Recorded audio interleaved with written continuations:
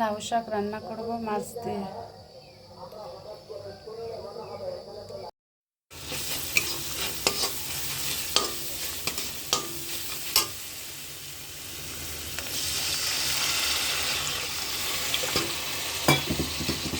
একটু পানি দিয়ে দিলাম, মশলা আমার কষানো হয়ে গেছে।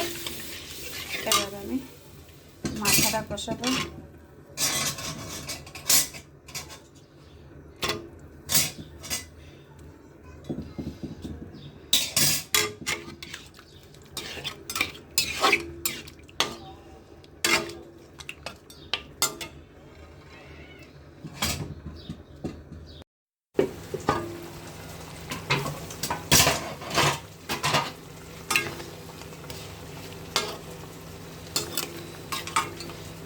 এর পাশাপাশি ডাল রান্না করছি, ডাল হিসাব করে।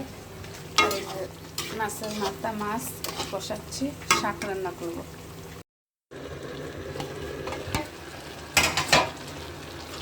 শাক কষানো হয়ে গেছে, এখন একটু পানি দিয়ে দেবো। তারপর মাথাটা দিয়ে দিলাম।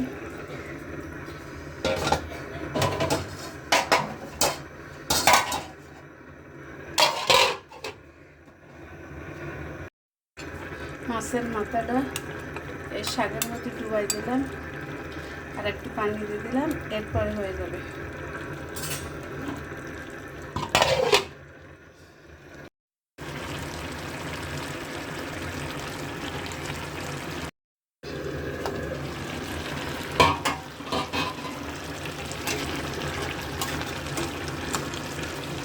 রান্না শেষ করলাম।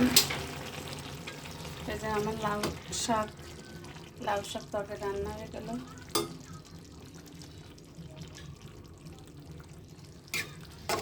লাউ শাক খেতে খুব মজাই মজা।